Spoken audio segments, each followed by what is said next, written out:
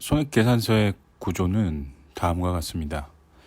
매출액, 그리고 매출 원가를 차감해서 나오는 매출 총이익, 매출 총이익에서 판매비와 관리비를 빼고 남은 것이 영업이익, 그리고 영업 외적인 수익과 비용을 더하고 빼서 나오는 게 세전이익입니다. 그리고 이 세전이익에서 이제 법인세 비용을 차감하고 나면 당기순이익으로 나오는 건데요. 손익계산서는 결국 세 가지 경영활동의 측면이 모두 기록되고 있습니다. 역시 매출액에서부터 영업이익까지가 영업활동 측면을 이야기하고 있고요. 영업 외적인 손익에 대해서는 이제 투자활동과 이제 재무활동에 대한 이야기를 하고 있습니다. 다만 이 손익계산서는 전에도 말씀드린 대로 현금의 구성을 현금의 직접적인 유입과 유출을 이야기하고 있는 것이 아닙니다. 예를 들어서 제가 1,000원의 물건을 팔았습니다. 그러나 제가 현금으로 받지 않고 다음에 한 달 뒤에 현금으로 돌려주겠다고 했을 경우에 저의 매출에는 1,000원이 이미 계상이 되어 있지만 실질적으로 현금이 들어온 건 아니죠. 한 달 뒤에 현금이 들어오는 것이기 때문에 현금의 유출입을 명확하게 상세하고 있는 표는 아닙니다. 다만 이 회사의 잠재적인 현재 업황과 그리고 업 외적인 부분에서의 손익에 대한 측면을 보여줄 수 있는 표라고 보시면 될 것 같고요. 특히 영업이익까지 나오는 이 구조, 영업활동 내에서 여러분들이 주의하셔야 될 것은 매출액에서 매출 원가를 차감한 게 매출 총이익이고 총이익에서 판매비와 관리비를 뺀 게 영업이익이다. 사실 그러면은 매출 원가와 판매비와 관리비 두 가지를 이제 차감하는 건데 이 두 가지가 어떤 영업적인 측면에서 기여하고 있는지 어떤 차이점이 있는지 한번 들어보시려면 예를 들어서 신발을 제조하는 회사가 있다고 할게요. 이 신발을 제조하는 회사의 본사에서 일하시는 분들이 있을 거고 그리고 공장에서 직접 제조에 참여하시는 생산직 근로자가 있을 겁니다. 쉽게 제가 설명드리기 위해서 생산직 근로자, 즉 매출의 신발 하나를 만드는데 직접적으로 관여하는 생산직 근로자의 비용은 매출 원가로 구성이 됩니다. 또한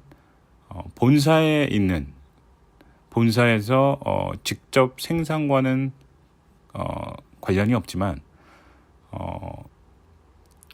보조적으로 이제 영업 활동에 대해서 지원을 하고 있는 관리직들의 경우, 사무직의 경우 인건비는 판매비와 관리비로 계산이 됩니다.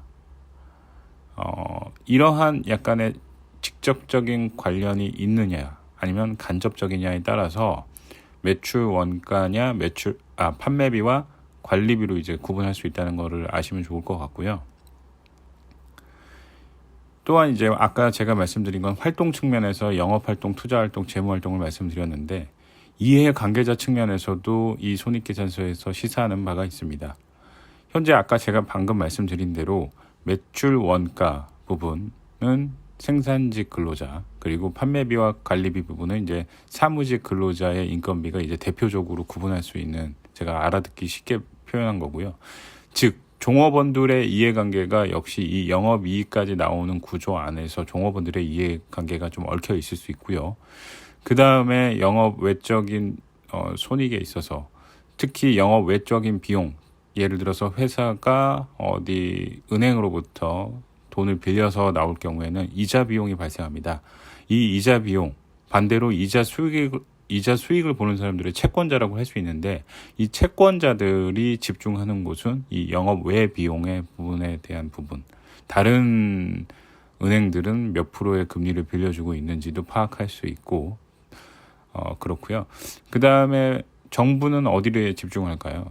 물론 이제 세무회계와는 좀 다른 내용이 그 회계와는 조금은 기준이 다른 부분이 있습니다만 일단 이 법인세 비용은 정부에서 징수해 가는 부분이기 때문에 이 법인세 비용은 국가와 정부와 정부의 이해관계와 조금 얽혀 있다라고 보시면 될 것 같고요.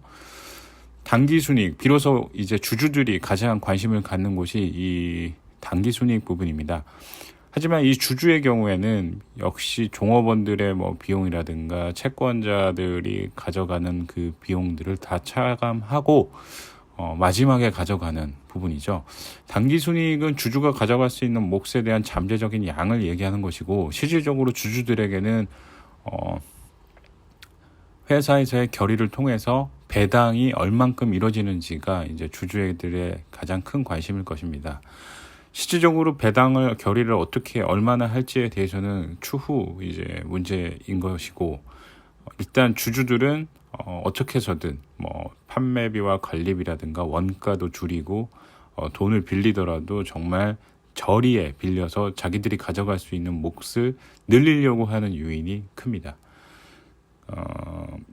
어떻게 보면은 이게 돌고 도는 논리인데, 뭐 노사관계에 있어서는 뭐 최저임금을 인상하고 뭐 근로자들의 복지를 챙겨줘야 된다. 근데 이렇게 될 경우에는 이제 영업이익이 작아질 수가 있죠. 영업이익이 작아진다는 거는 결국 채권자라든가 주주가 가져갈 몫이 줄어들기 때문에 1차적으로 돈을 가져갈 수는 있지만 채권자와 주주들이 가져갈 수 있는 몫이 작아지는 부분이 있기 때문에, 이런 투자자들의 입장에서는 그 최저임금, 뭐 임금 인상이나 이런 부분들에 대해서는 상당히 민감할 수 있는 상황입니다.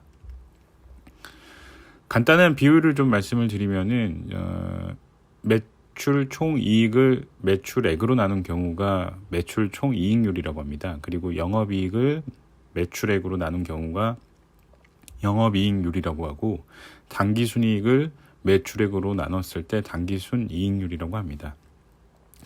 이 율들을 통해서 여러분들이 확인할 수 있는 것은, 어떤 경우에는 영업이익률이 10%인데 당기순이익률이 이보다 더 큰 12%가 될 수도 있습니다.